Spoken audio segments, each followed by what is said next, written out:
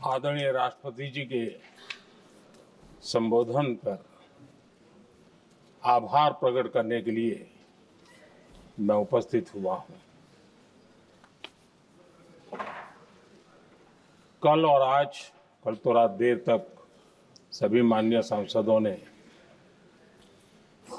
अपने विचारों से इस आभार प्रस्ताव को समृद्ध किया। कई माननीय अनुभवी सांसदों ने भी अपने विचार प्रकट किए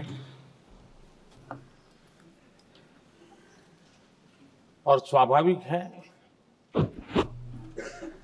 कि लोकतंत्र की परंपरा भी है। जहां आवश्यकता था वहां प्रशंसा हुई, जहां परेशानी थी वहां कुछ नकारात्मक बातें भी हुई, लेकिन ये बहुत स्वाभाविक है। अतः कि मेरे लिए बहुत बड़ा सौभाग्य है कि देश की जनता ने मुझे 14वीं बार इस जगह पर बैठ करके राष्ट्रपति जी के उद्बोधन को आभार व्यक्त करने के लिए अवसर दिया है। और इसलिए मैं आज जनता जनार्दन का भी बड़े आदर के साथ आभार व्यक्त करना चाहता हूं। और सदन में चर्चा में जिन जिन लोगों ने हिस्सा लिया, चर्चा को समृद्ध किया, उन सब का भी मैं आभार व्यक्त करता हूं। आदरणीय सभापति जी, हम 2025 में हैं। एक प्रकार से 21वीं सदी का 25% हिस्सा बीत चुका है।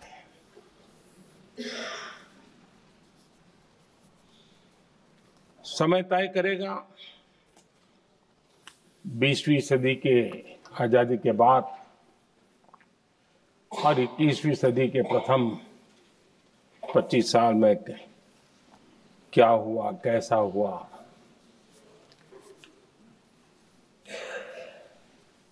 लेकिन इस राष्ट्रपति जी के संबोधन में अगर हम बारीकी इसको अध्ययन करेंगे तो ये साफ नजर आता है कि उन्होंने देश के सामने भविष्य के 25 वर्ष और विकसित भारत के लिए एक नया विश्वास जगाने वाली बात,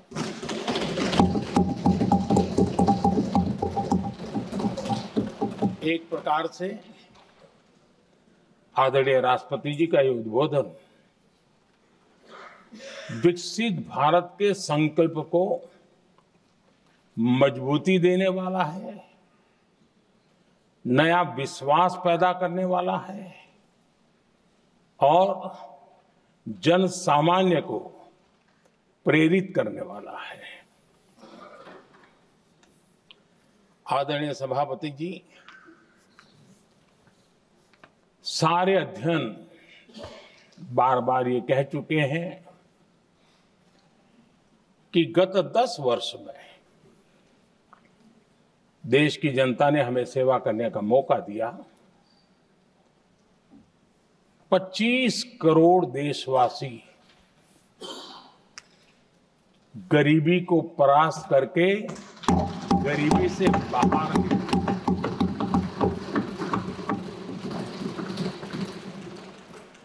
आदरणीय सभापति जी,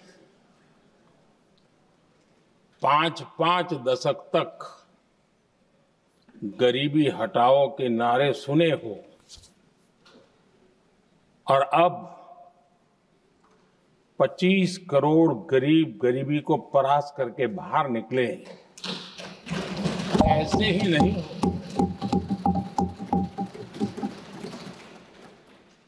योजनाबद्ध तरीके से, समर्पित भाव से, अपनेपन की पूरी संवेदनशीलता के साथ जब गरीबों के लिए जीवन खपाते हैं ना, तब ये होता है। आदरणीय सभापति जी, जब जमीन से जुड़े लोग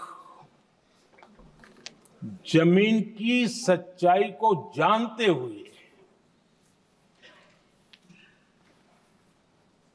जमीन पर जीवन खपाते हैं, तब जमीन पर बदलाव निश्चित होके रहता है।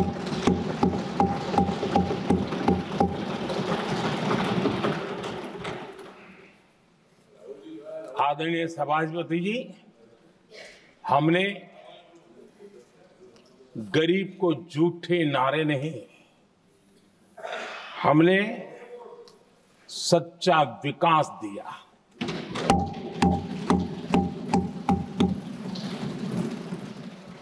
गरीब का दुख, सामान्य मानवी की तकलीफ, मिडिल क्लास के सपने ऐसे ही नहीं समझे जाते हैं। आदरणीय सभापति जी, इसके लिए एक जज्बा चाहिए।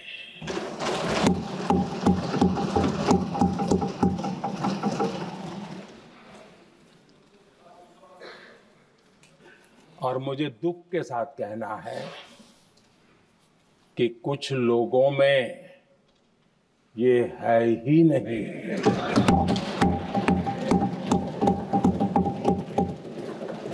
आदरणीय सभापति जी, बारिश के दिनों में कच्ची छत, फुसकी, प्लास्टिक की चादर वाली छत, उससे नीचे जीवन गुजारना कितना मुश्किल होता है। पल पल सपने रौंद दिए जाते हैं, ऐसे पल होते हैं, ये हर कोई नहीं समझ सकता। आदरणीय सभापति जी, अब तक गरीबों को 4 करोड़ घर मिले हैं।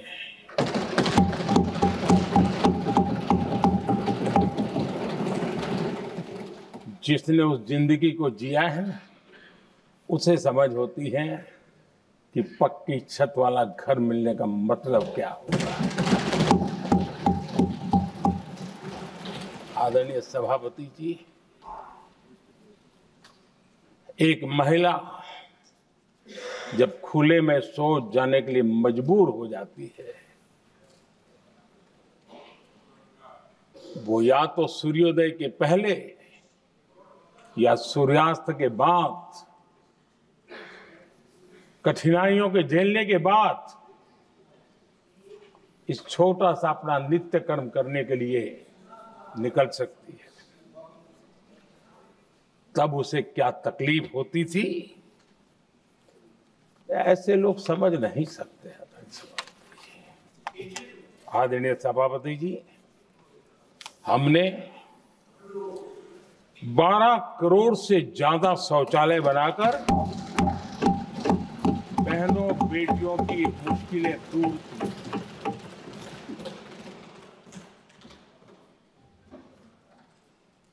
आदरणीय सभापति जी, आजकल मीडिया में ज्यादा ही चर्चा हो रही है, सोशल मीडिया में और अधिक हो रही है। कुछ नेताओं का फोकस घरों में जकूजी पर, स्टाइलिश शावर्स पर, लेकिन हमारा फोकस तो हर घर जल पहुंचाने पर है।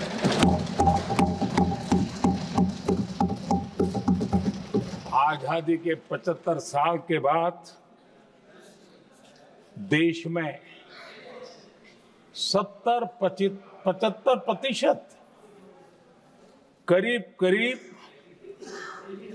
16 करोड़ से भी ज्यादा घरों के पास जल का करने के लिए नल का कनेक्शन नहीं था। हमारी सरकार ने 5 साल में 12 करोड़ परिवारों को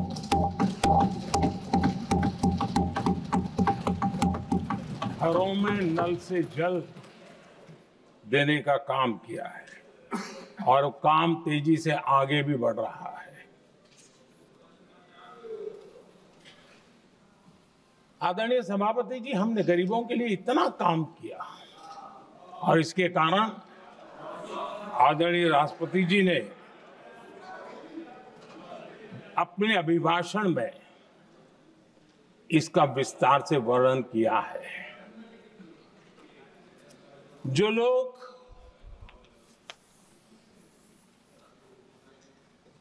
गरीबों की झोपड़ियों में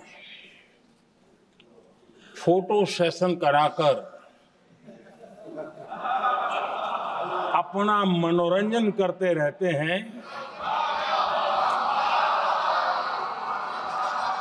उन्हें संसद में गरीबों की बात बोरिंग ही लगेगी।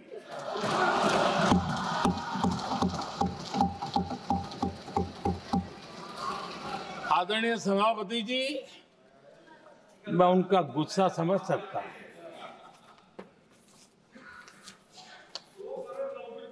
आदरणीय सभापति जी,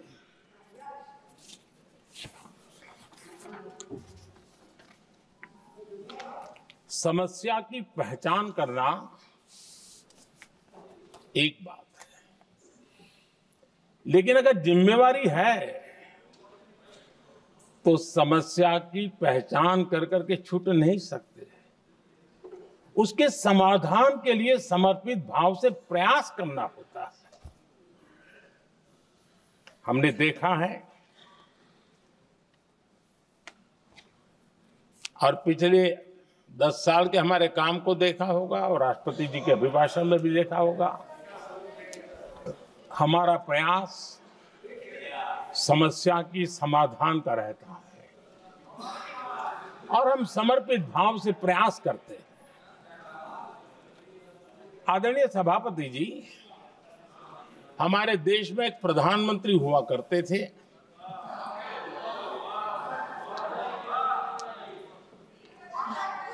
उनको मिस्टर क्लीन करने कहने की एक फैशन हो गई थी। उस प्रधानमंत्री जी को मिस्टर क्लीन कहने की फैशन हो गई थी।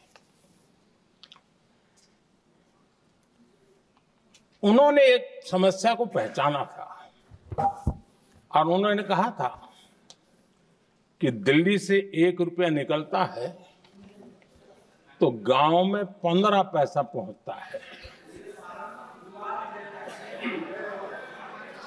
अब उस समय तो पंचायत से लेकर पार्लियामेंट तक एक ही पार्टी का राज था। पंचायत से पार्लियामेंट तक एक ही पार्टी का राज था और उस समय उन्होंने सार्वजनिक रूप से कहा था कि 1 रुपया निकलता है 15 पैसा पहुंचता है। बहुत गजब की हाथ सफाई थी।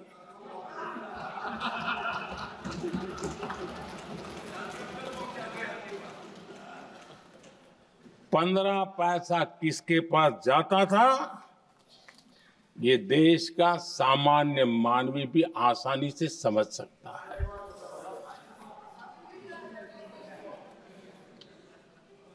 आदरणीय सभापति जी, देश ने हमें अवसर दिया, हमने समाधान खोजने का प्रयास किया। हमारा मॉडल है बचत भी विकास भी। जनता का पैसा जनता के लिए। हमने जनधन, आधार, मोबाइल की जेम ट्रिनिटी बनाई और डीबीटी से डायरेक्ट बेनिफिट ट्रांसफर ये देना शुरू किया। आदरणीय सभापति जी, हमारे कार्यकाल में हमने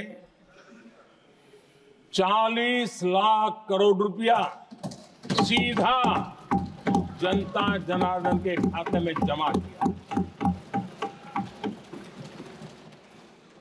आदरणीय सभापति जी, इस देश का दुर्भाग्य देखिए, सरकारें कैसी चलाई गई, किसके लिए चलाई गई।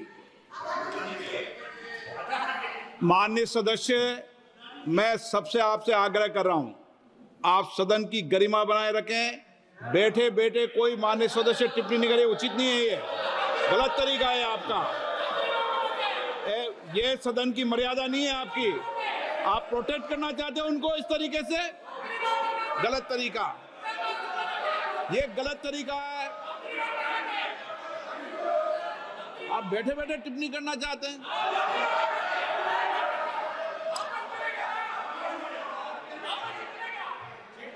आदरणीय सभापति जी,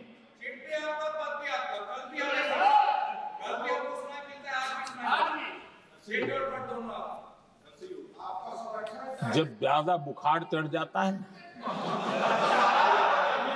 तब लोग कुछ भी बोलते हैं, लेकिन इसके साथ साथ ज्यादा हताशा निराशा फैल जाती है तब भी बहुत कुछ बोलते हैं।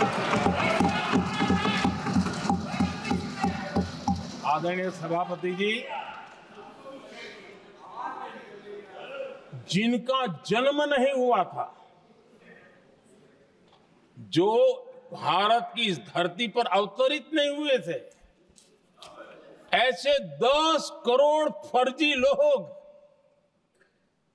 सरकारी खजाने से अलग अलग योजनाओं का फायदा ले रहे थे। आदरणीय सभापति जी, सही को अन्याय न हो इसलिए राजनीतिक फायदा नुकसान की परवाह किए बिना हमने इन 10 करोड़ फर्जी नामों को हटाया और असली लाभार्थियों को खोज करके उन तक मदद पहुंचाने का अभियान चलाया। आदरणीय सभापति जी, ये 10 करोड़ फर्जी लोग जब हटे और भिन्न भिन्न योजनाओं का हिसाब लगाएं तो करीब करीब 3 लाख करोड़ रुपया गलत हाथों से जाने से बच गए। मैं हाथ किसका था ये नहीं कह रहा हूं, गलत हाथों से। आदरणीय सभापति जी, हमने सरकारी खरीद में भी टेक्नोलॉजी का भरपूर उपयोग किया, ट्रांसपेरेंसी लाए और जेम पोर्टल, जो आज राज्य सरकारें भी उसका उपयोग कर रही है, जेम पोर्टल से जो खरीदी हुई, उससे आमतौर पर जो खरीदी होती है उससे कम पैसों में खरीदी हुई और सरकार के 1,15,000 करोड़ रुपए की बचत हुई।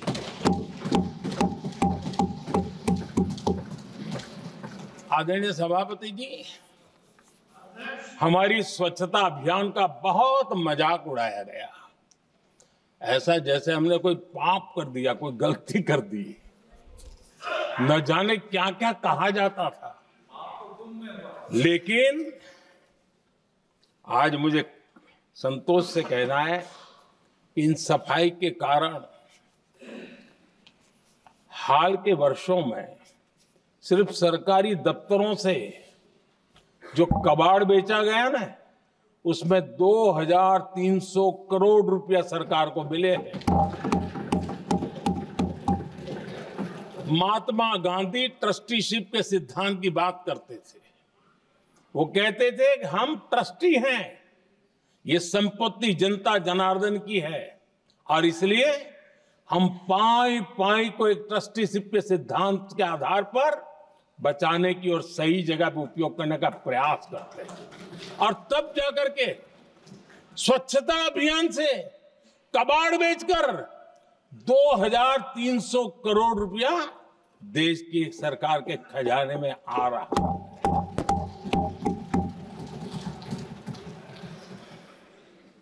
आदरणीय सभापति जी, हमने एक महत्वपूर्ण निर्णय लिया इथेनॉल ब्लेंडिंग का।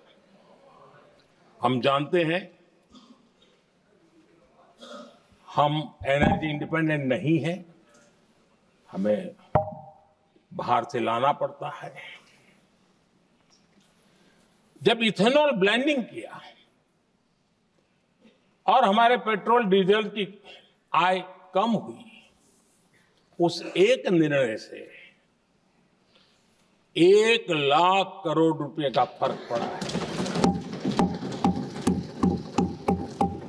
और ये पैसे करीब करीब 1 लाख करोड़ रुपया किसानों की जेब में गया है।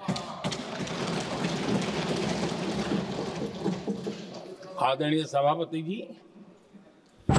मैं बचत की तो बात कर रहा हूं, लेकिन पहले अखबारों के हेडलाइन हुआ करती थी, इतने लाख के घोटाले, इतने लाख के घोटाले, इतने लाख के घोटाले।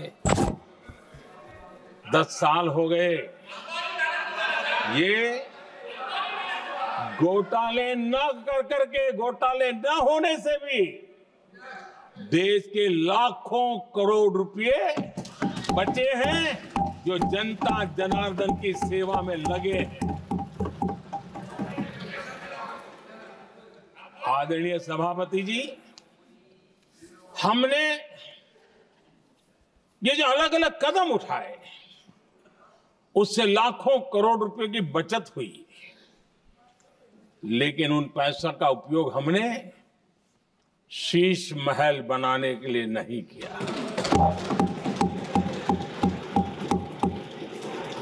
इसका उपयोग हमने देश बनाने के लिए किया। इंफ्रास्ट्रक्चर का बजट 10 साल पहले 1,80,000 करोड़ था, हमारे आने से पहले। आदरणीय सभापति जी, आज 11 लाख करोड़ रुपया इंफ्रास्ट्रक्चर का बजट है। और इसलिए राष्ट्रपति जी ने भारत की नींव कैसी मजबूत हो रही है, इसका वर्णन इसमें किया है। रोड हो, हाईवे हो, रेलवे हो, ग्राम सड़क हो, इन सभी कामों के लिए विकास की एक मजबूत नींव रखी गई है। आदरणीय सभापति जी, सरकारी खजाने में बचत हुई वो तो एक बात है, और वो करना भी चाहिए, जैसा मैंने ट्रस्टीशिप की बात कही। लेकिन हमने इस बात पर भी ध्यान रखा है कि जन सामान्य के उनको भी बचत का लाभ मिलना चाहिए। योजनाएं ऐसी हो ताकि जनता को भी बचत हो। और आपने देखा होगा, आयुष्मान भारत योजना बीमारी के कारण सामान्य मानवी को जो खर्च होता था, अब तक जिन लोगों ने इसका बेनिफिट लिया है, उसी के हिसाब से मैं कहता हूं कि करीब करीब देशवासियों का आयुष्मान योजना का बेनिफिट लेते के कारण जो खर्चा उनको अपने जेब से करना पड़ता, वैसे 1,20,000 करोड़ रुपया जनता जनार्दन के बचे हैं।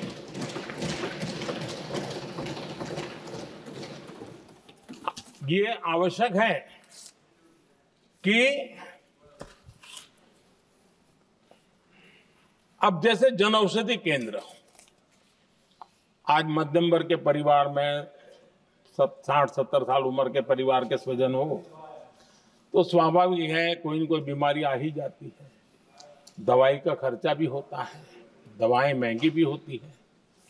हमने जब से जन औषधि केंद्र खोले हैं जिसमें 80% डिस्काउंट होता है और उसके कारण जिन परिवारों ने इन जन औषधि केंद्रों से दवाइयां ली हैं उनके करीब करीब 30,000 करोड़ रुपए दवाई को खर्चा बचा है।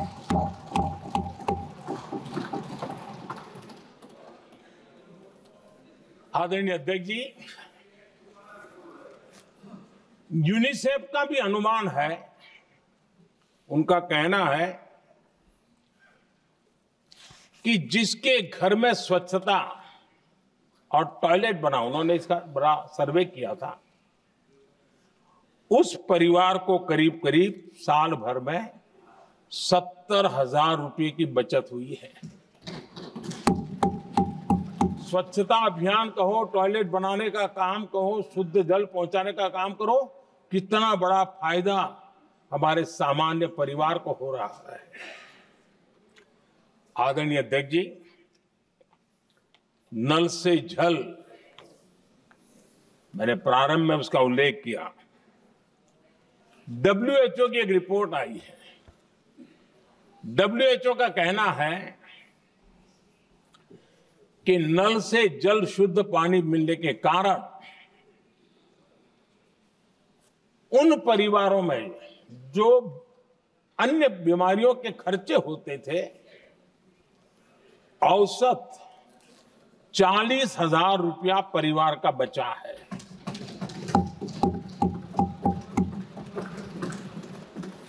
मैं ज्यादा गिन नहीं रहा हूं, लेकिन ऐसी अनेक योजना है जिन योजनाओं ने सामान्य मानवीय के खर्च में बचत की है।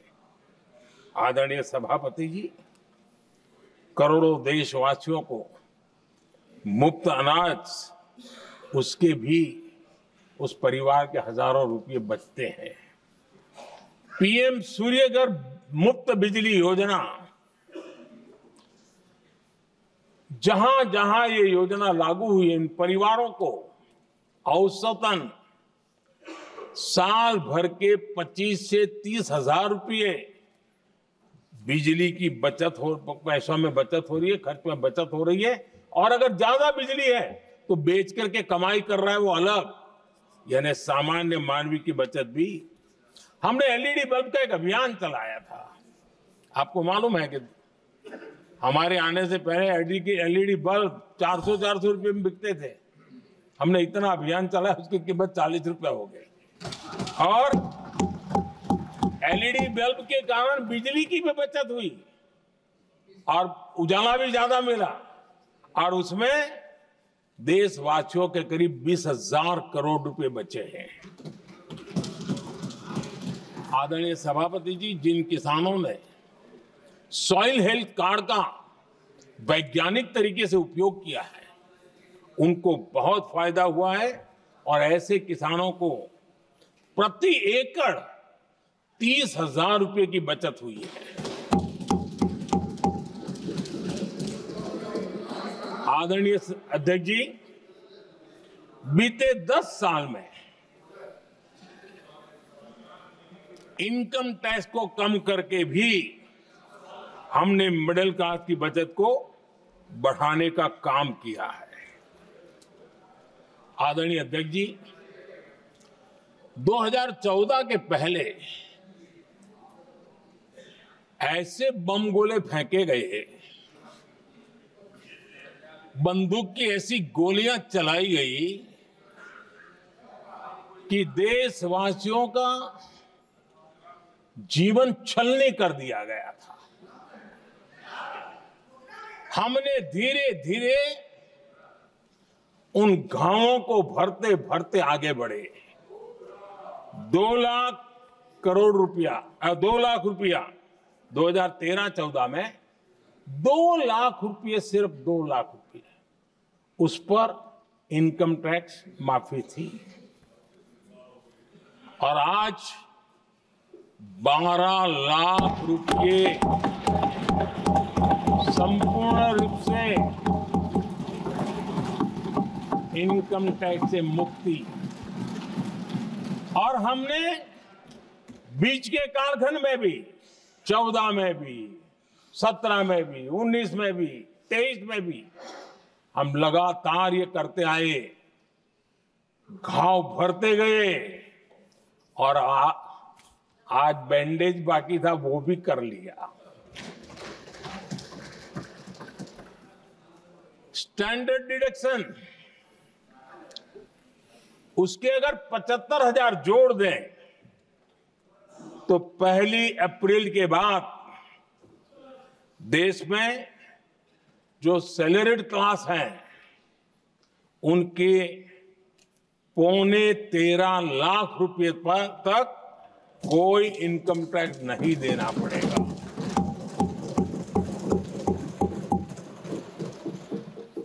आदरणीय सभापति जी, आप जिस समय युवा मोर्चा में काम करते थे, तब एक बात आप सुनते होंगे, पढ़ते भी होंगे, एक प्रधानमंत्री आए दिन 21वीं सदी बोला करते थे।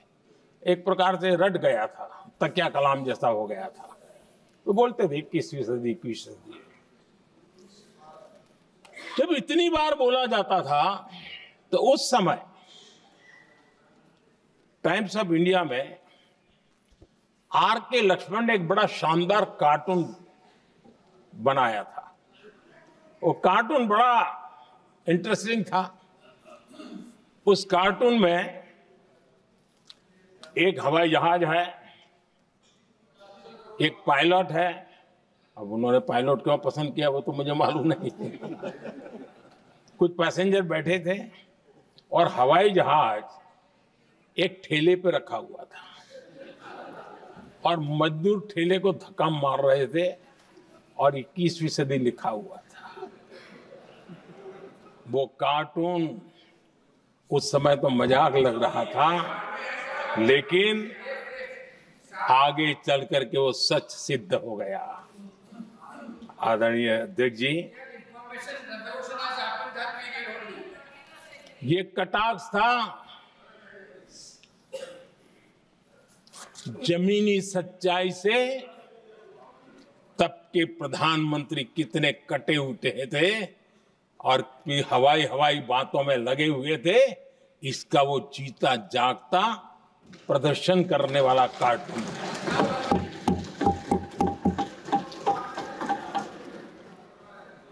आदरणीय अध्यक्ष जी, जिन्होंने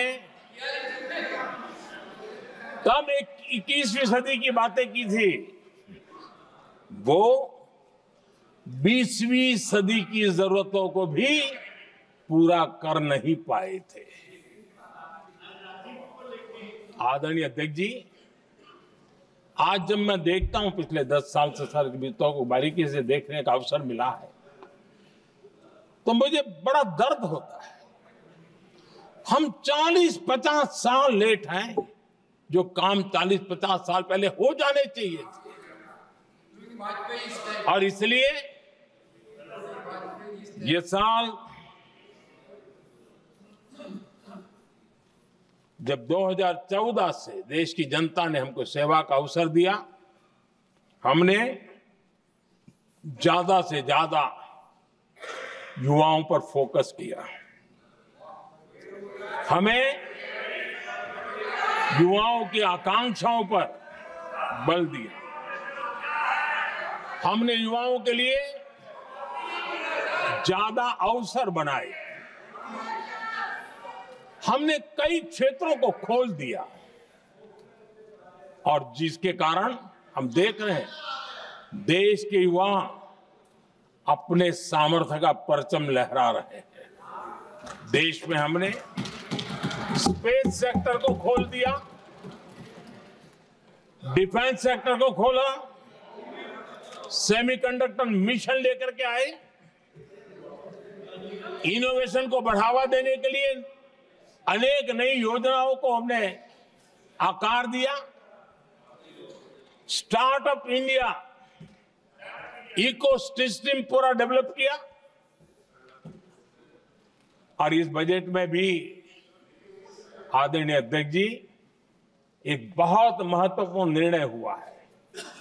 12 लाख की आय पर इनकम टैक्स की माफी, ये समाचार इतना बड़ा बन गया कि बहुत सी महत्वपूर्ण चीजों पर अभी भी कुछ लोगों का ध्यान नहीं गया है। वो महत्वपूर्ण निर्णय हुआ है। हमने न्यूक्लियर एनर्जी सेक्टर को ओपन कर दिया और इसके दूरगामी सकारात्मक प्रभाव और परिणाम देश को देखने के लिए मिलने वाले हैं। आदरणीय अध्यक्ष जी, AI, 3D printing, robotics, virtual reality की चर्चा हम तो गेमिंग का भी महात्मा क्या होता है इसके लिए भी प्रयास करने वाले लोगों में से। मैंने देश के नौजवानों से कहा है कि दुनिया का गेमिंग क्रिएशन का, क्रिएटिविटी वर्ल्ड का कैपिटल भारत क्यों न बने। और मैं देख रहा हूं बहुत तेजी से हमारे लोग काम कर रहे हैं।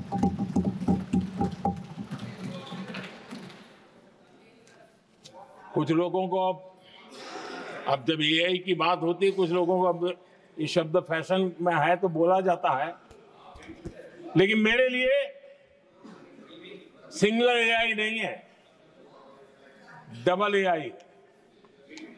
भारत की डबल ताकत है। एक एआई आर्टिफिशियल इंटेलिजेंस, दूसरा एआई एस्पिरेशनल इंडिया।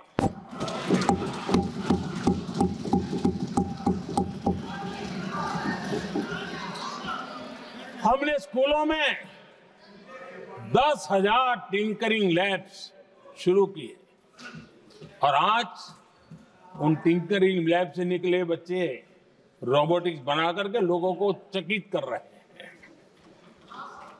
और इस बजट में 50,000 नए टिंकरिंग लैब्स उसका प्रावधान किया गया।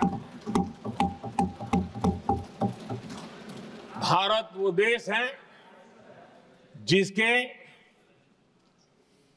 इंडिया एआई मिशन को लेकर के पूरी दुनिया बहुत आशावादी है और विश्व के एआई प्लेटफॉर्म में भारत की मौजूदगी एक महत्वपूर्ण स्थान प्राप्त कर चुकी है। आदरणीय अध्यक्ष जी, इस साल बजट में हमने डीप टेक के डोमेन को में इन्वेस्टमेंट की बात की है और डीप टेक मैं समझता हूं हमारे लिए तेज गति से आगे बढ़ने के लिए और 21वीं सदी पूरी तरह टेक्नोलॉजी ड्रिवन सेंचुरी है। ऐसे में हमारे लिए आवश्यक है कि भारत डीप टेक के क्षेत्र में बहुत तेजी से आगे बढ़े। आदरणीय अध्यक्ष जी, हम लगातार युवा भविष्य को ध्यान में रखते हुए काम कर रहे हैं,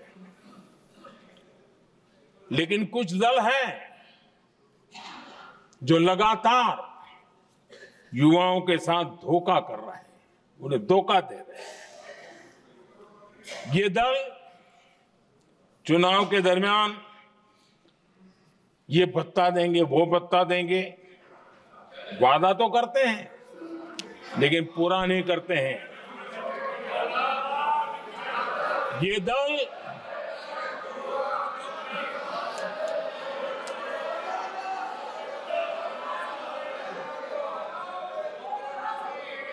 प्लीज माननीय सदस्य गरिमा प्रतिष्ठा बनाए रखें। भारत की संसद में आप प्लीज बैठे बैठे टिप्पणी नहीं कराएं, और नए माननीय सदस्य बैठे बैठे टिप्पणी कर रहे हैं। आदरणीय अध्यक्ष जी, ये दल युवाओं के भविष्य पर आपदा बनकर गिरे हुए हैं।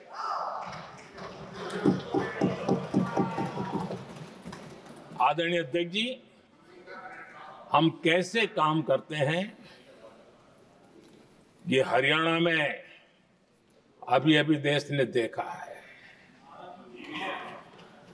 बिना खर्ची, बिना पर्ची नौकरी देने का वादा किया था, सरकार बनते ही नौकरी मिल गई नौजवानों को। हम जो कहते हैं उसी का परिणाम है। आदरणीय अध्यक्ष जी, हरियाणा में तीसरी बार भव्य विजय और हरियाणा में के इतिहास में तीसरी बार विजय, ये अपने आप में ऐतिहासिक घटना है। आदरणीय अध्यक्ष जी, महाराष्ट्र में भी ऐतिहासिक परिणाम, जनता जनार्दन के आशीर्वाद। महाराष्ट्र के इतिहास में सत्ता पक्ष के पास इतनी सीटें पहली बार, ये जनता जनार्दन के आशीर्वाद से हम करके आए हैं।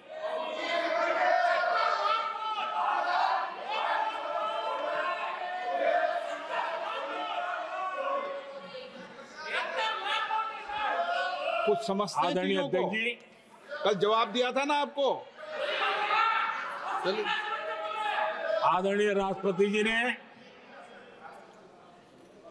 अपने अभिभाषण में हमारे संविधान के 75 वर्ष होने पर भी विस्तार से चर्चा की है। आदरणीय अध्यक्ष जी, संविधान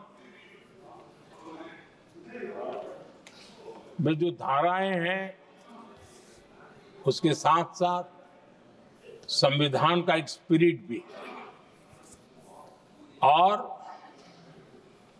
संविधान को मजबूती देने के लिए संविधान की भावना को जीना पड़ता है।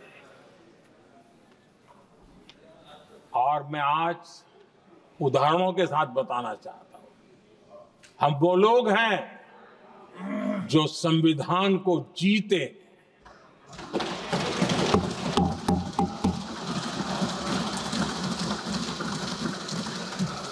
आदरणीय अध्यक्ष महोदय, हमारे यहां ये बात सही है, परंपरा है कि राष्ट्रपति जी जब उद्बोधन करते हैं तो उस सरकार के उस साल के कार्यकाल का ब्यौरा देते हैं।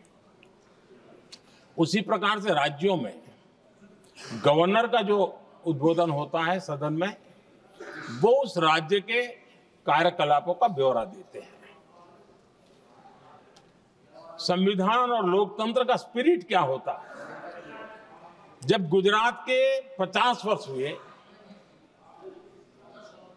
गोल्डन जुबली ईयर मना रहे थे, और सद्भाग्य से मुझे उस समय मुख्यमंत्री के रूप में सेवारत था मैं, तो हमने एक महत्वपूर्ण निर्णय किया। हमने किया इस गोल्डन जुबली ईयर में पिछले 50 वर्ष में सदन में जितने भी गवर्नर के भाषण हुए, मतलब उस समय की सरकारों का ही वाहवाही उसमें होती है, हमने कहा कि उन 50 साल में जितने भी गवर्नर के भाषण हुए हैं सबको ही एक पुस्तक के रूप में तैयार किया जाए, ग्रंथ बनाया जाए, और आज सभी लाइब्रेरीज में वो ग्रंथ अवेलेबल है। मैं तो बीजेपी वाला था, गुजरात में तो ज्यादातर कांग्रेस की सरकारें रही थी, उन सरकारों के गवर्नर के भाषण थे, लेकिन उसको भी प्रसिद्ध कराने का काम भाजपा से बना एक मुख्यमंत्री कर रहा था। क्यों? हम संविधान को जीना जानते हैं, हम संविधान को समर्पित है, हम संविधान के स्पिरिट को समझते हैं। आदरणीय अध्यक्ष जी, आप जानते हैं 2014 में जब हम आए तब मान्य विपक्ष नहीं था, रिकॉग्नाइज्ड अपोजिशन पार्टी नहीं थी, उतने अंक भी लेकर के कोई नहीं आए थे। भारत के अनेक कानून ऐसे थे कि हमें पूरी स्वतंत्रता थी उस कानून के हिसाब से काम करने की। अनेक कमेटियां ऐसी थी जिसमें लिखा था लीडर ऑफ द अपोजिशन उसमें आएंगे, लेकिन अपोजिशन था ही नहीं, रिकॉग्नाइज अपोजिशन नहीं था। ये हमारा संविधान जीने का स्वभाव था, ये हमारा संविधान का स्पिरिट था, ये हमारी लोकतंत्र की मर्यादाओं का पालन करने का इरादा था। हमने तय किया कि भले मान्य विपक्ष नहीं होगा, रिकॉग्नाइज अपोजिशन नहीं होगा, लेकिन जो सबसे बड़े दल का सब नेता है उसको मीटिंगों में बुलाएंगे। ये लोकतंत्र का स्पिरिट होता है, तब होता है।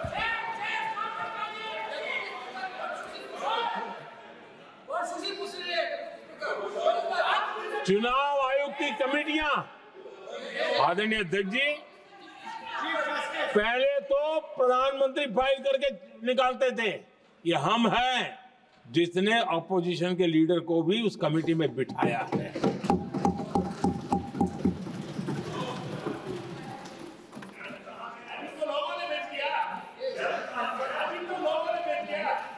और हमने इसके लिए कानून भी बनाया और आज विधिवत रूप से इलेक्शन कमीशन बनेगा तो अपोजिशन लीडर भी उसके निर्णय की प्रक्रिया में हिस्सा होंगे। ये काम हम करते हैं और ये मैंने पहले ही कहा, हम इसलिए करते हैं कि हम संविधान को जीते हैं।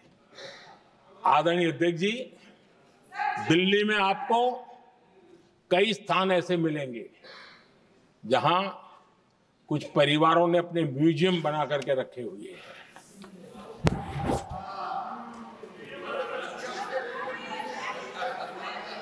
जनता जनार्दन के पैसों से काम हो रहा है। लोकतंत्र का स्पिरिट क्या होता है, संविधान को जीना किसको कहते हैं। हमने पीएम म्यूजियम बनाया और देश के पहले से लेकर के मेरे पूर्व तक के सभी प्रधानमंत्रियों के जीवन को और उनके कार्य को उस पीएम म्यूजियम बनाया गया है। और मैं तो चाहूंगा कि पीएम म्यूजियम में जो जो महापुरुष है उनके परिवारजनों ने समय निकाल करके इस म्यूजियम को देखना चाहिए और उसमें कुछ जोड़ने के लगता है तो सरकार का ध्यान आकर्षित करना चाहिए ताकि वो म्यूजियम समृद्ध हो और देश के बालकों को प्रेरणा। ये होता है संविधान की भावना। अपने लिए तो सब करते हैं, खुद के लिए जीने वालों की जमात बहुत छोटी नहीं है। संविधान के लिए जीने वाले यहां बैठे हैं।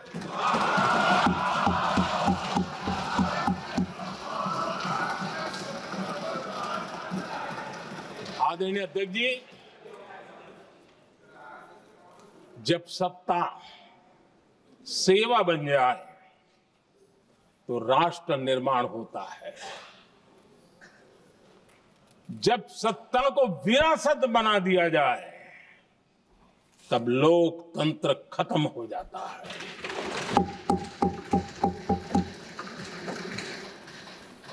आदरणीय अध्यक्ष जी, हम संविधान की भावना को लेकर के चलते हैं। हम जहर की राजनीति नहीं करते हैं।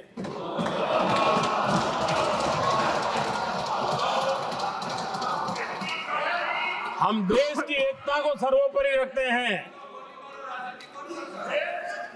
और इसलिए सरदार वल्लभ भाई पटेल का दुनिया का सबसे ऊंचा स्टैच्यू बनाते हैं और स्टैच्यू ऑफ यूनिटी देश को जोड़ने का जिस महापुरुष ने काम किया उसका हम स्मरण करते हैं। और वो भाजपा के नहीं थे, वो जनसंघ के नहीं थे। हम संविधान को जीते हैं, इसलिए इस सोच से आगे बढ़ते हैं।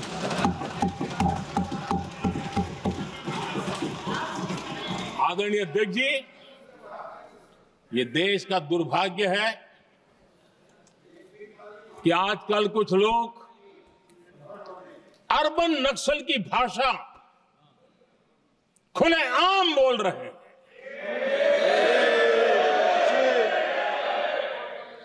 और अर्बन नक्सल जिन बातों को बोलते हैं, इंडियन स्टेट के सामने मोर्चा लेना, ये अर्बन नक्सल की भाषा बोलने वाले, इंडियन स्टेट के खिलाफ लड़ाई की घोषणा करने वाले न संविधान को समझ सकते हैं, न देश की एकता को समझ सकते हैं।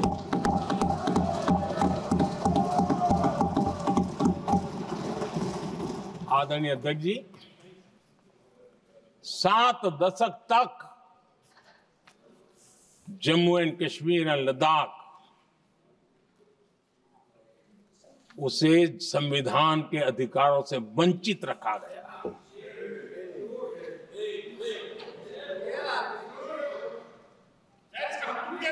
यह संविधान के साथ भी अन्याय था और जम्मू कश्मीर और लद्दाख के लोगों के साथ भी अन्याय था। हमने आर्टिकल 370 की दीवार गिरा दी। अब जम्मू कश्मीर और लद्दाख के उन राज्यों को, देशवासियों को जो अधिकार हैं, वो अधिकार उनको मिल रहे हैं। और संविधान का महात्म्य हम जानते हैं, संविधान की भावना को जीते हैं, इसलिए ऐसे मजबूत निर्णय भी हम करते हैं। आदरणीय अध्यक्ष जी, हमारा संविधान हमें भेदभाव करने का अधिकार नहीं देता है। जो लोग संविधान को जेब में लेकर के जीते हैं, उनको पता नहीं है कि आपने मुस्लिम महिलाओं को कैसी मुसीबतों में जीने के लिए मजबूर कर दिया था। हमने ट्रिपल तलाक का खात्मा कर करके संविधान की भावना के अनुरूप मुस्लिम बेटियों को हक देने का काम किया है, समानता का अधिकार दिया है।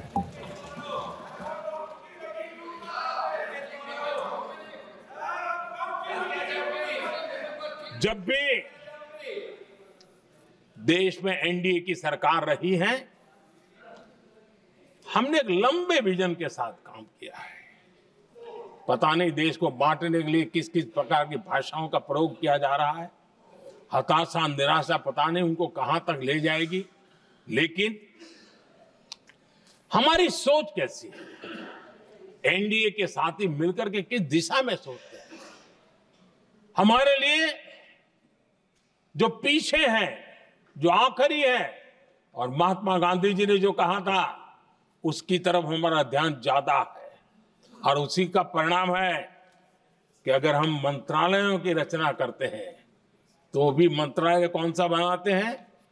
पूर्वोत्तर के लिए अलग मंत्रालय बनाते हैं।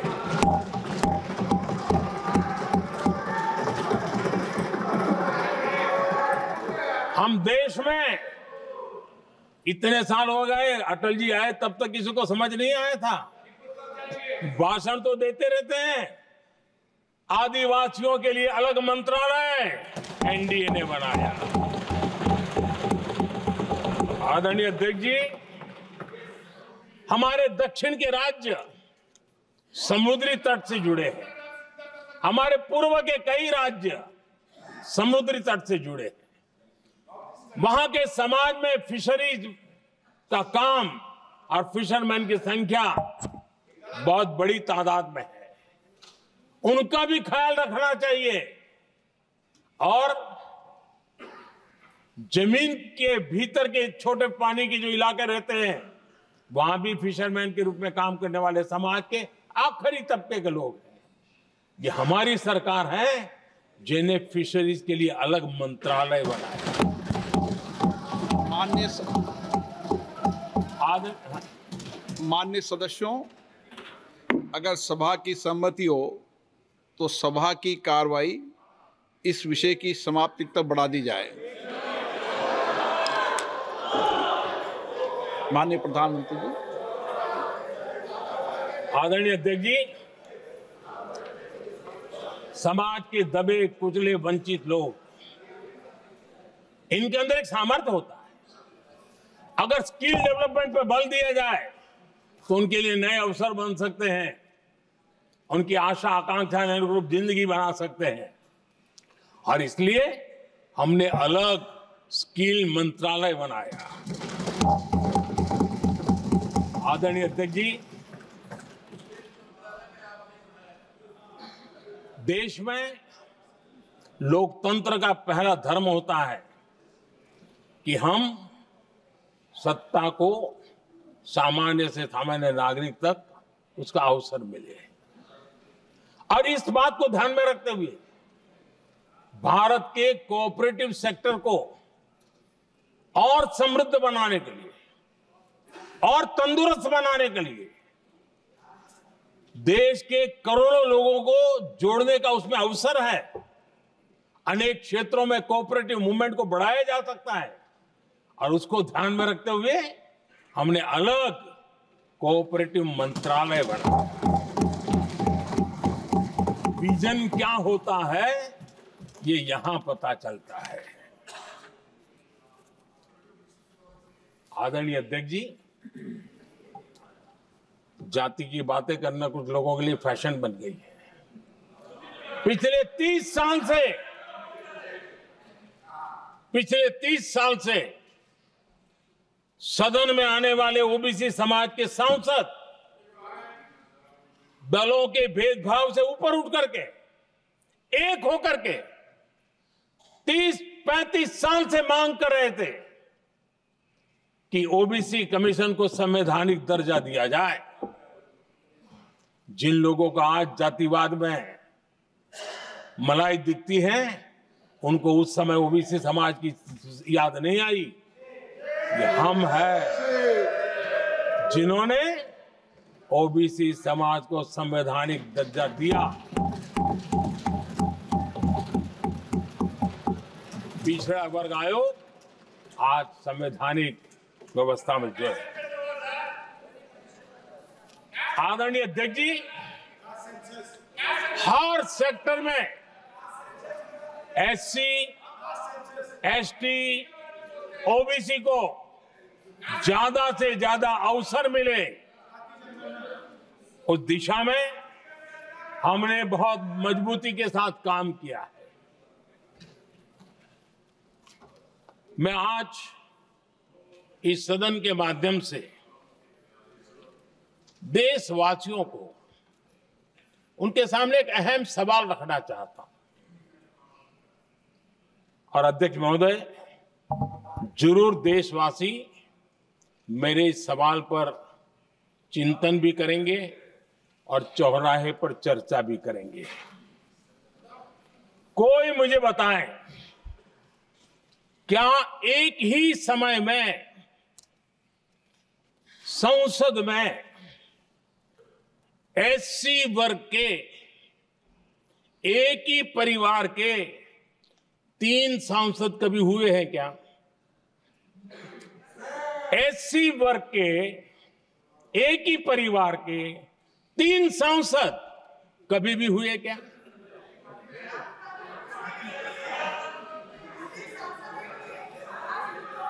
मैं दूसरा सवाल पूछता हूं, कोई मुझे बताए कि एक ही कालखंड में, एक ही समय में संसद में एसटी वर्ग के एक ही परिवार के 3 एमपी हुए हैं क्या?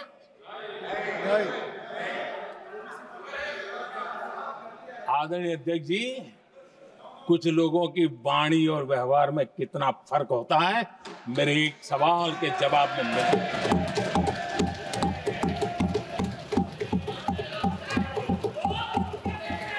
आसमान का अंतर होता है, रात दिन का अंतर होता है।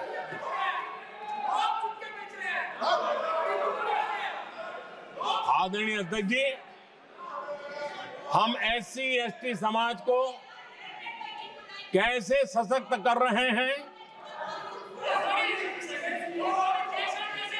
आदरणीय अध्यक्ष जी, समाज में तनाव पैदा किए बिना एकता की भावना को बरकरार रखते हुए समाज के वंचितों का कल्याण कैसे किया जाता है, इसका मैं एक उदाहरण देता हूं।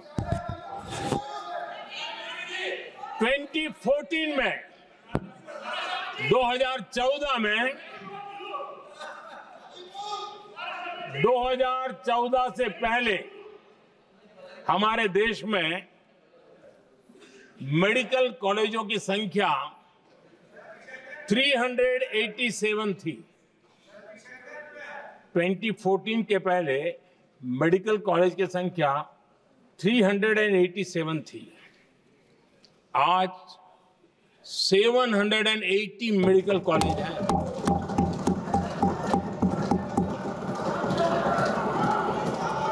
अब मेडिकल कॉलेज बढ़े हैं तो सीटें भी बढ़ी हैं। ये बहुत महत्वपूर्ण एंगल है आदरणीय अध्यक्ष जी, और इसलिए कॉलेजें बढ़ी हैं, सीटें भी बढ़ी हैं।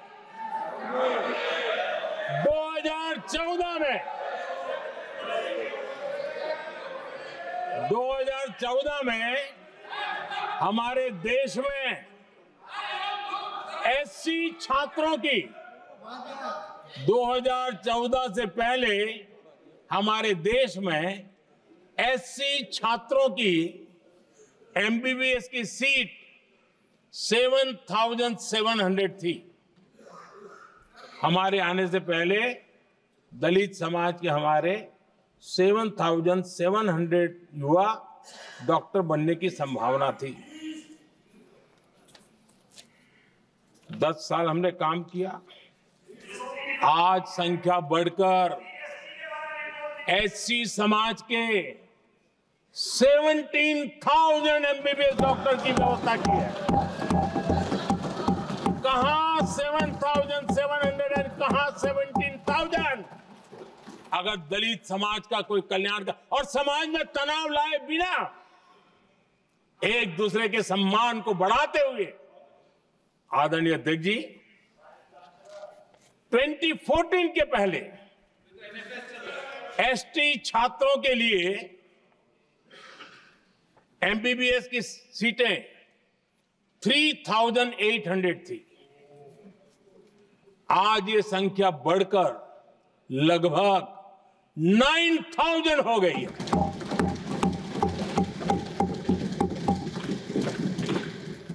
(2014) के पहले OBC के छात्रों के लिए MBBS में 14,000 से भी कम, 14,000 से भी कम सीटें थी। आज इनकी संख्या लगभग 32,000 हो गई है। OBC समाज के 32,000 MBBS डॉक्टर बनेंगे। आदरणीय अध्यक्ष महोदय, पिछले 10 साल में हर सप्ताह एक नई यूनिवर्सिटी बनी है। हर दिन एक नई ITI बनी है। हर 2 दिन में एक नया कॉलेज खुला है। सोचिए, SC, ST, OBC हमारे युवा युवतियों के लिए कितने वृद्धि हुई है, इसका आप अंदाज लगा सकते हैं। आदरणीय अध्यक्ष जी, हम हर योजना के पीछे लगे हैं 100% सिचुएशन, 100% उसको लागू करें। उसके जो भी लाभार्थी हैं वो उसमें छूट न जाए, उस दिशा में हम काम कर रहे हैं। पहले, ताकि हम चाहते हैं कि जिसका हक है उसको मिलना चाहिए। अगर योजना है, उसका हक है, तो उस तक पहुंचना चाहिए। 1 रुपया और 15 पैसा वाला खेल नहीं चल सकता। लेकिन कुछ लोगों ने क्या किया, मॉडल ही ऐसा बनाया कि कुछ ही लोगों को दो, औरों को तड़पाओ और तुष्टीकरण की राजनीति करो। देश विकसित भारत बनाने के लिए तुष्टीकरण से मुक्ति पानी होगी। हमने रास्ता चुना है संतुष्टीकरण, तुष्टीकरण नहीं, संतुष्टीकरण। और उस रास्ते पर हम चले हैं। हर समाज, हर वर्ग के लोगों को बिना भेदभाव के जो उसके हक का है वो उसको मिलना चाहिए। ये है संतुष्टीकरण। और मेरे हिसाब से जब मैं 100% सैचुरेशन की बात करता हूं, तो उसका मतलब होता है एक असल में सामाजिक न्याय है, ये असल में सेकुलरिज्म है, और असल में ये संविधान का सम्मान है। आदरणीय अध्यक्ष जी, संविधान की भावना है सबको बेहतर स्वास्थ्य मिले, और आज कैंसर डे भी है। देश भर में और दुनिया भर में आज हेल्थ को लेकर के काफी चर्चा भी हो रही है। लेकिन कुछ लोग हैं जो गरीब को, बुजुर्गों को आरोग्य की सेवाएं देने मिले उसमें अड़ंगे डाल रहे हैं, और वो भी अपने राजनीतिक स्वार्थ के कारण। आज आयुष्मान से देश के 30,000 अस्पताल जुड़े हैं, और अच्छे स्पेशलाइज्ड प्राइवेट अस्पताल जुड़े हैं, जहां आयुष्मान कार्ड वाले को मुफ्त इलाज मिलता है। लेकिन कुछ राजनीतिक दलों ने अपने संकुचित मानस के कारण, कुनीतियों के कारण गरीबों के लिए इन अस्पतालों के दरवाजे बंद करके रखे हुए हैं, और इसका नुकसान कैंसर के मरीजों को उठाना पड़ा है। पिछले दिनों पब्लिक हेल्थ जर्नल लैंसेट की स्टडी आई है। उसका कहना है कि आयुष्मान योजना से समय पर कैंसर का इलाज शुरू हो रहा है। सरकार कैंसर की जांच कराने के संबंध में बहुत ही गंभीर है, क्योंकि जितना जल्दी जांच हो, जितना जल्दी ट्रीटमेंट शुरू हो, हम कैंसर पेशेंट को बचा सकते हैं। और लैंसेट ने आयुष्मान योजना को क्रेडिट देते हुए कहा है कि भारत में इस दिशा में बहुत बड़ा काम हुआ है। आदरणीय अध्यक्ष जी, इस बजट में भी हमने कैंसर की दवाइयों को सस्ते करने की दिशा में बहुत बड़ा महत्वपूर्ण कदम उठाया।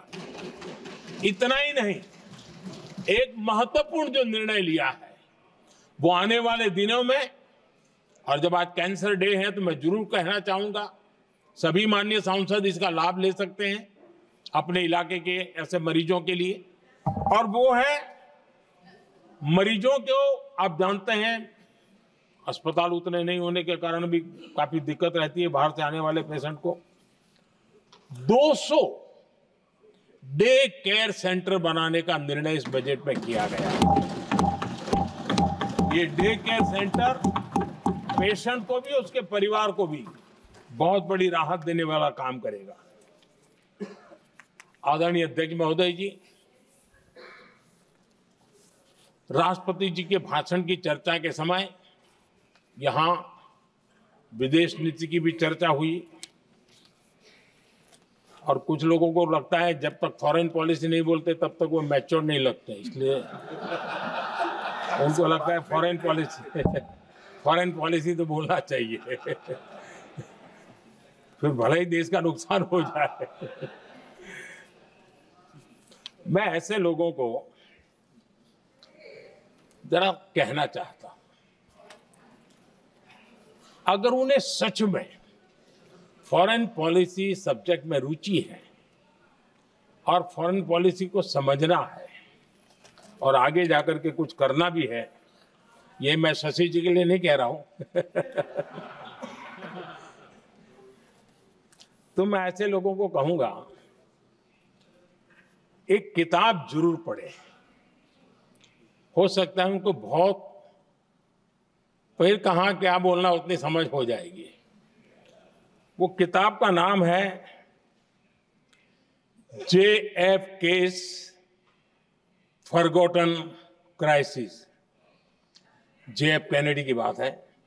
JFK's फॉरगॉटन क्राइसिस नाम की किताब है। ये किताब एक प्रसिद्ध फॉरेन पॉलिसी स्कॉलर ने लिखी है और इसमें महत्वपूर्ण घटनाओं का जिक्र है। इस किताब में भारत के पहले प्रधानमंत्री, और वो विदेश नीति को भी नेतृत्व करते थे, इस किताब में पंडित नेहरू और अमेरिका के तब के राष्ट्रपति जॉन एफ कैनेडी के बीच हुई चर्चाओं और निर्णयों का भी विस्तार से वर्णन है। जब देश ढेर सारी चुनौतियों का सामना कर रहा था, तब विदेश नीति के नाम पर क्या खेल हो रहा था, उस किताब के माध्यम से सामने आ रहा है। और इसलिए मैं कहूंगा कि जरा ये किताब पढ़िए। आदरणीय अध्यक्ष जी, गोरा है, गोरा है, गोरा है, अब मत बोलो।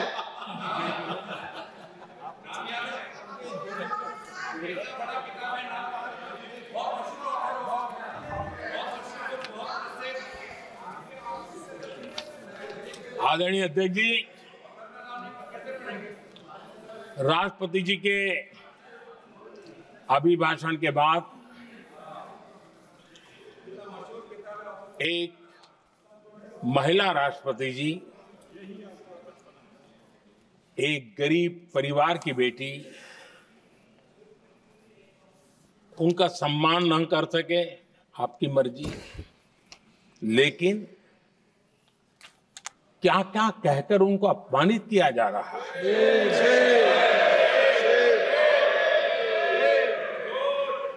मैं राजनीति हताशा निराशा समझ सकता हूं, लेकिन एक राष्ट्रपति के खिलाफ क्या कारण है? क्या कारण है?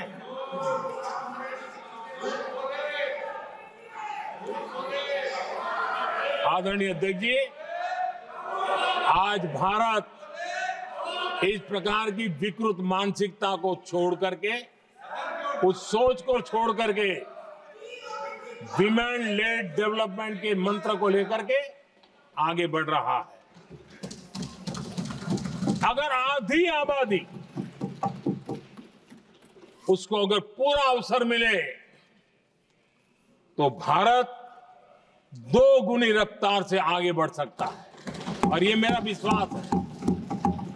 25 साल से इस क्षेत्र में काम करने के बाद मेरा विश्वास और दृढ़ हुआ है। आदरणीय अध्यक्ष जी,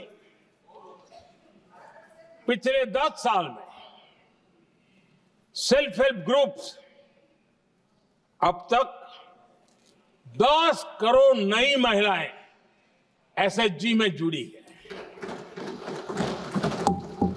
और ये महिलाएं वंचित परिवारों से, ग्रामीण बैकग्राउंड से,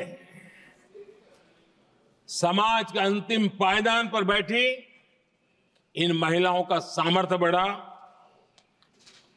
उनका सामाजिक स्तर भी ऊपर उठा, और सरकार ने इनकी मदद 20 लाख रुपए तक बढ़ा दी है, ताकि वो काम को आगे बढ़ा दें, उनकी कार्यक्षमता बढ़े, उसका स्केल बढ़े, उस दिशा में हम प्रयास कर रहे हैं। और उसका आज ग्रामीण अर्थव्यवस्था पर बहुत ही सकारात्मक प्रभाव हो रहा है। आदरणीय अध्यक्ष जी, राष्ट्रपति जी ने अपने अभिभाषण में लखपति दीदी अभियान की चर्चा की है। हमारी नई सरकार तीसरी बार बनने के बाद अब तक जो जानकारियां रजिस्टर हुई है उस हिसाब से 50 लाख से ज्यादा लखपति दीदी की जानकारी हम तक पहुंची है। और जब से मैंने इस योजना को आगे बढ़ाया है, अब तक करीब करीब 1.25 करोड़ महिलाएं लखपति दीदी बनी हैं। और हमारा लक्ष्य है कि हम 3 करोड़ महिलाओं को लखपति दीदी बनाएंगे और इसके लिए आर्थिक कार्यक्रमों का बल दिया जाएगा। आदरणीय अध्यक्ष जी, आज देश के अनेक गांवों में ड्रोन दीदी की चर्चा हो रही है। एक मनोवैज्ञानिक परिवर्तन गांवों में आया है। महिला के हाथ में ड्रोन चलाते हुए देख के गांव के लोगों का महिला के प्रति देखने का नजरिया बदल रहा है। और आज नमो ड्रोन दीदी खेतों में काम कर करके लाखों रुपया कमाने लगी हैं।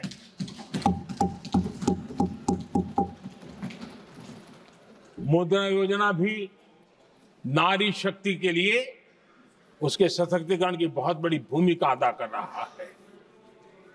करोड़ों महिलाएं पहली बार मुद्रा योजना लेकर के उद्योग के अंदर अपने कदम रखे हैं और उद्योगपति की भूमिका में आई है। आदरणीय अध्यक्ष जी, 4 करोड़ परिवारों को जो घर दिए, उसमें से करीब करीब 75% मकान ऐसे हैं जिसके मालिकाना हक महिलाओं को मिला है।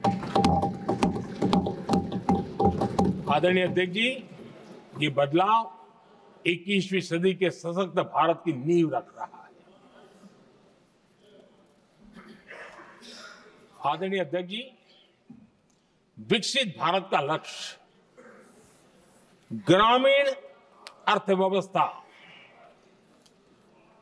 उसको सशक्त बिना किए बिना हम विकसित भारत का निर्माण नहीं कर सकते। और इसलिए रूरल इकोनॉमी के हर क्षेत्र को हमने स्पर्श करने का प्रयास किया है। और हम जानते हैं रूरल इकोनॉमी में खेती किसानी का बहुत महत्व रहता है। विकसित भारत के 4 स्तंभों में हमारा किसान एक मजबूत स्तंभ है। बीते दशक में खेती के बजट में 10 गुना वृद्धि की गई है, 10 टाइम। 2014 के बाद की बात मैं बताता हूं, और ये बहुत बड़ा जंप है। आदरणीय अध्यक्ष जी, आज जो लोग यहां किसान की बातें करते हैं, 2014 से पहले यूरिया मांगने पर लाठी पड़ती थी, रात रात कतारों में खड़ा रहना पड़ता था। और वो जमाना था जब खाद किसानों के नाम पर निकलती थी, लेकिन खेत में नहीं पहुंचती थी, कहीं और ही काले बाजारी में, और 1 रुपया 15 पैसा वाला हाथ की सफाई का खेल चलता था। आज किसान को पर्याप्त खाद मिल रही है। कोविड का महासंकट आया, सारी सप्लाई चेन डिस्टर्ब हो गई, दुनिया में अनाप शनाप दाम बढ़ गए, और परिणाम ये हुआ कि क्योंकि हम यूरिया पर डिपेंडेंट, हमें बाहर से लाना पड़ता है। आज भारत सरकार को जो बोरा यूरिया का 3000 रुपए में पड़ता है, सरकार ने वो झेला और किसान को 300 से भी कम कीमत पर दिया है, 300 रुपए से कम।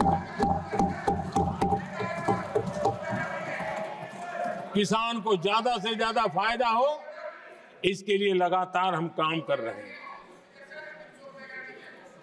आदरणीय अध्यक्ष जी, किसानों को सस्ती खाद मिले, इस एक काम के लिए पिछले 10 साल में 12 लाख करोड़ रुपया खर्च किया गया है।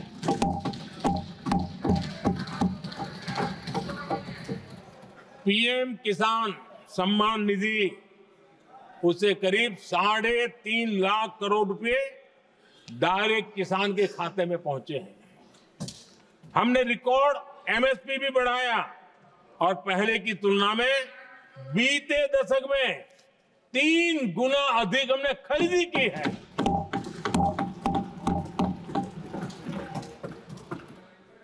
किसान को ऋण मिले, आसान ऋण मिले, सस्ता ऋण मिले, उसमें भी 3 गुना वृद्धि की गई है।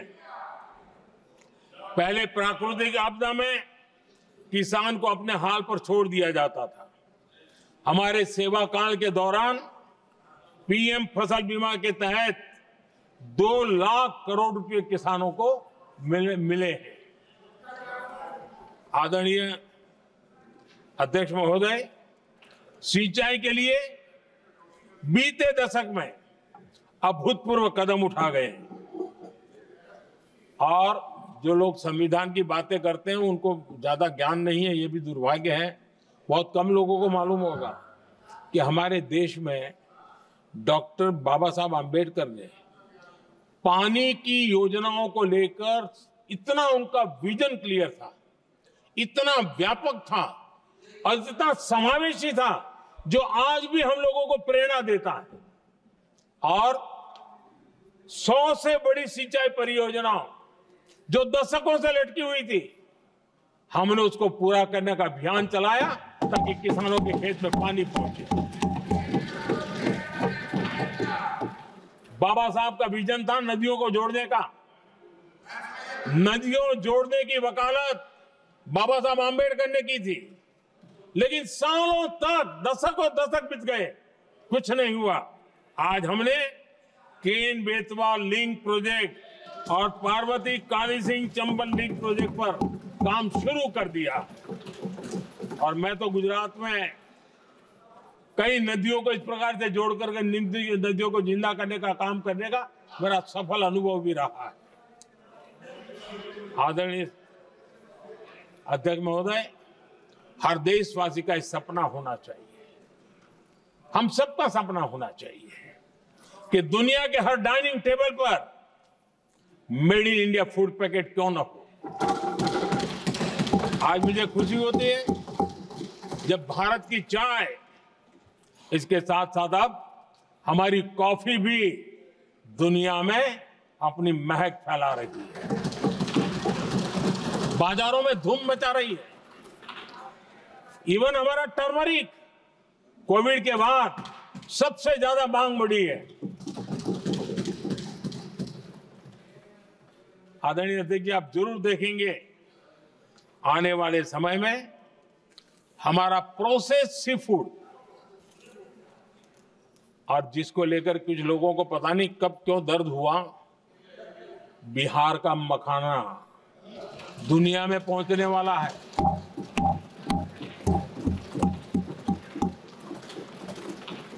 हमारा मोटा अनाज यानी श्री अन्न, ये भी दुनिया के बाजारों में भारत की शान बढ़ाएगा।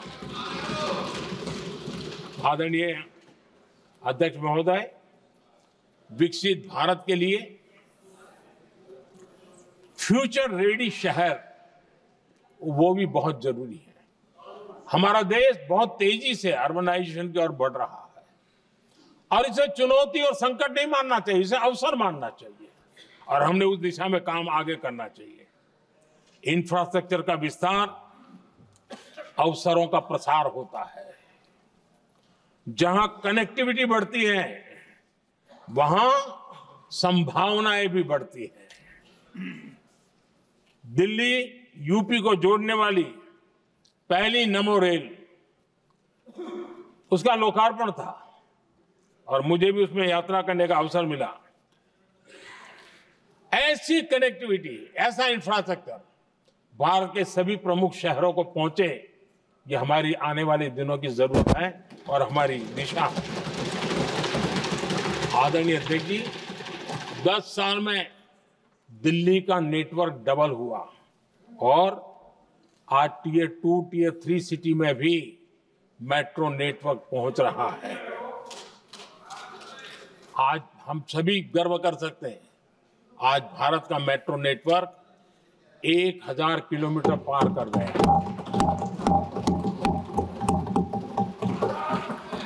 और इतना ही नहीं, वर्तमान में 1000 किलोमीटर और उस पर भी काम चल रहा है, यानी हम कितना तेजी से आगे बढ़ रहे हैं।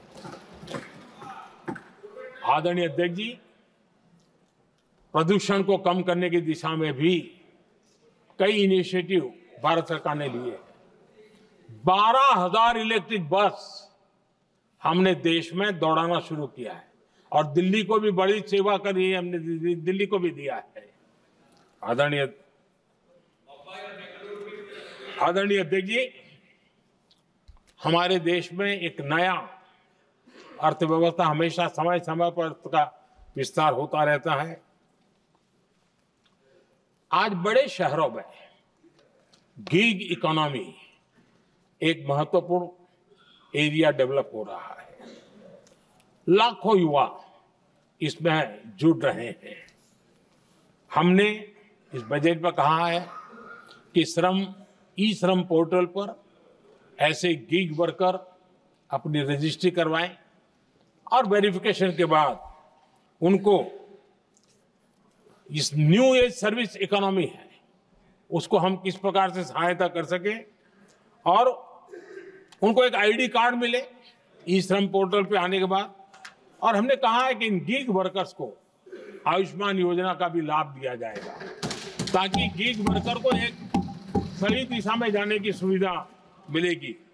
और एक अनुमान है कि आज देश में करीब करीब 1 करोड़ गिग वर्कर है और उस दिशा में भी हम काम कर रहे हैं। आदरणीय अध्यक्ष महोदय, एमएसएमई सेक्टर बहुत बड़ी मात्रा में जॉब के अवसर लेकर आता है और ये ऐसा क्षेत्र है कि जिसमें रोजगार की अपार संभावनाएं हैं।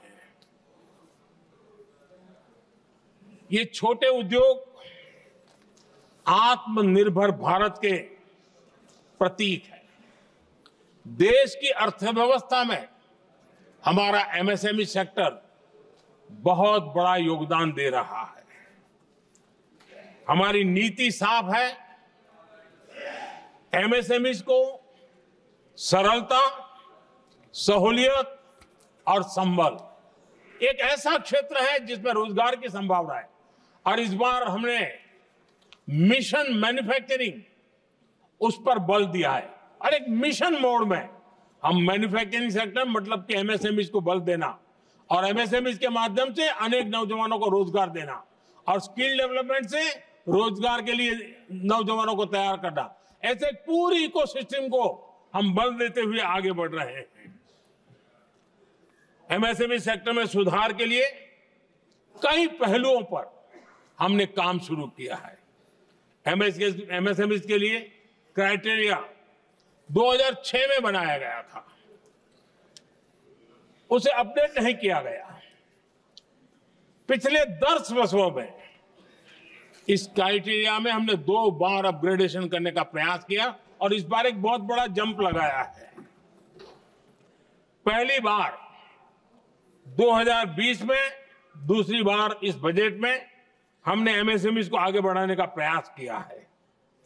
हर तरफ उनको आर्थिक सहायता दी जा रही है। एमएसएमई के सामने चुनौती फॉर्मल फाइनेंशियल रिसोर्सेज की कमी की रही है। कोविड के संकट के काल में एमएसएमई को एक विशेष बल दिया गया।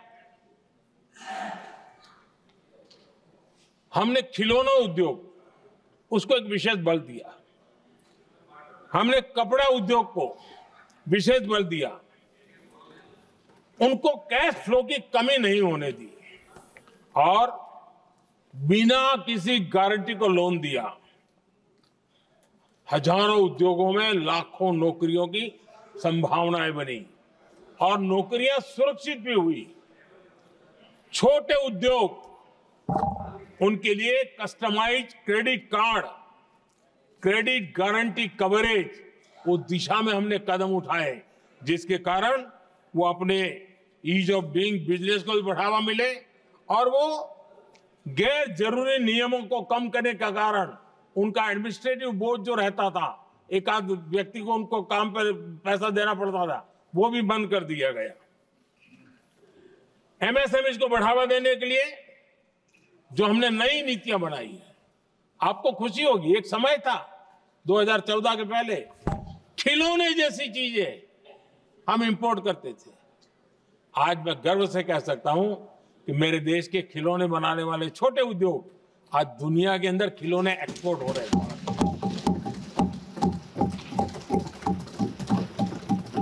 और आयात में बहुत बड़ी गिरावट आई है।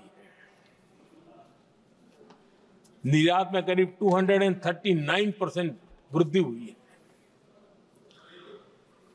एमएसएमई के जरिए संचालित ऐसे कई सेक्टर्स हैं जो दुनिया भर में अपनी पहचान बना रहे हैं। मेड इन इंडिया कपड़े, इलेक्ट्रॉनिक्स, इलेक्ट्रिकल गुड्स के सामान आज दूसरे देशों के जीवन का हिस्सा बन रहा है। आदरणीय अध्यक्ष जी, विकसित भारत के सपने को पूरा करने के लिए देश आगे बढ़ रहा है और बड़े आत्मविश्वास के साथ आगे बढ़ रहा है। विकसित भारत का सपना ये कोई सरकारी सपना नहीं होता है, वो 140 करोड़ देशवासियों का सपना है और इस सपने को हम सब ने जितनी ऊर्जा दे सकते हैं देने का प्रयास करना है। और दुनिया में उदाहरण है, 20-25 साल के कालखंड में दुनिया के कई देश विकसित बनकर के दिखाया है। तो भारत के पास तो सामर्थ्य अपार है। हमारे पास डेमोग्राफी है, डेमोक्रेसी है, डिमांड है, हम क्यों नहीं कर सकते?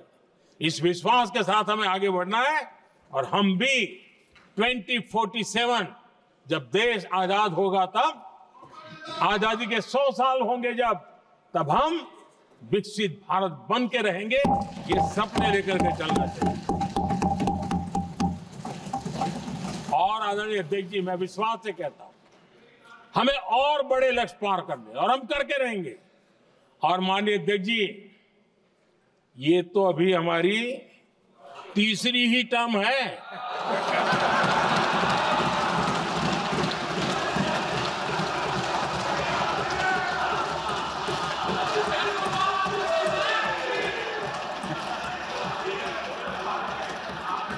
हम देश की आवश्यकता के अनुसार आधुनिक भारत बनाने के लिए, सक्षम भारत बनाने के लिए और विकसित भारत का संकल्प साकार करने के लिए हम आने वाले अनेक वर्षों तक जुटे रहने वाले हैं।